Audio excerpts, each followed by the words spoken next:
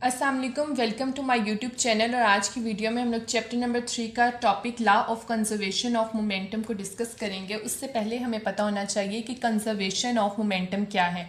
Means no change in momentum, momentum remains conserved, remains same. तो हम इस law को देखते हैं कि लॉ हमें क्या स्टेट करता है। इसकी स्टेटमेंट देखते हैं।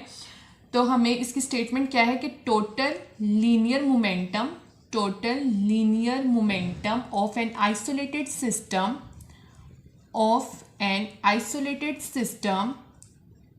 remains constant।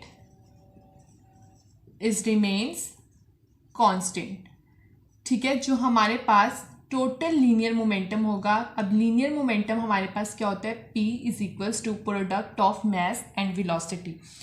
तो आइसोलेटेड सिस्टम हमारे पास कैसा सिस्टम होता है कि जिसके अंदर हमारे पास no external force acts on it.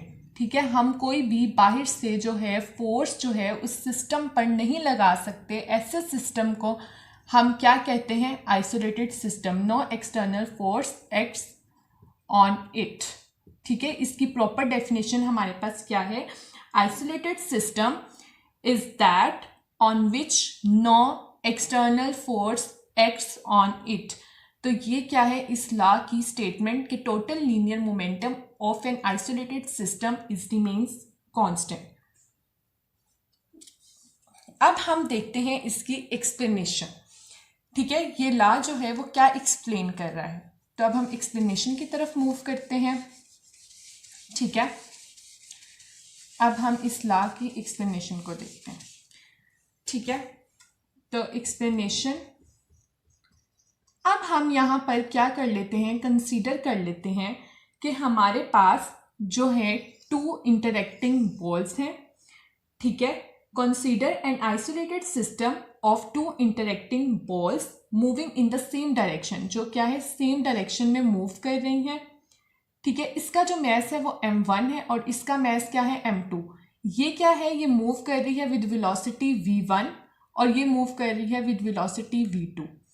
ठीक है, वेलोसिटी एक वेक्टर क्वांटिटी है तो हम इसके ऊपर अब एरो हेड लगा देंगे।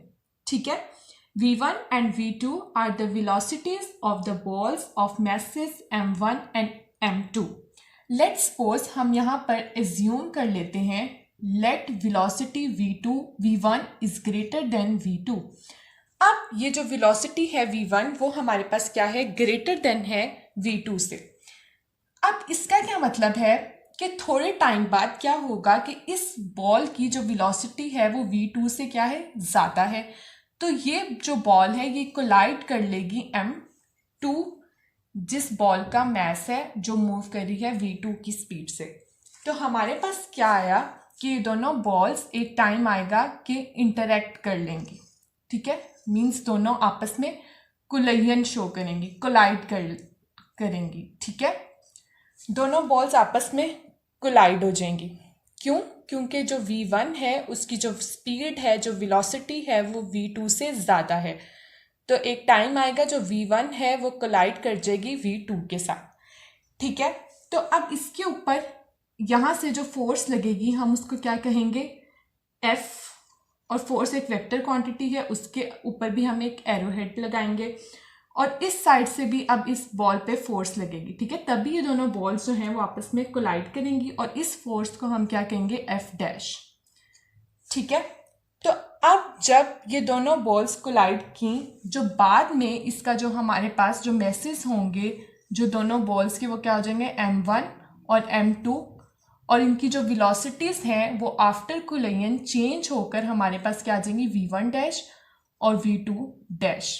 तो इस तरह से हम इस चीज़ को एक्सप्लेन करते हैं। Consider an isolated system of two interacting balls moving in the same direction. v1 and v2 are the velocities of the balls of masses m1 and m2 before collision। ठीक है, v1' and v2' after collision। Let v1 greater than v2। After collision, they move along the same direction with velocities v1' and v2'। ठीक है, अब हम by Newton second law of motion in terms of momentum की equation लिखते हैं और उससे हम law of conservation of momentum को एक्सप्लेन करते हैं। ठीक है, तो यहाँ पर हम लिखेंगे, हम लोगों ने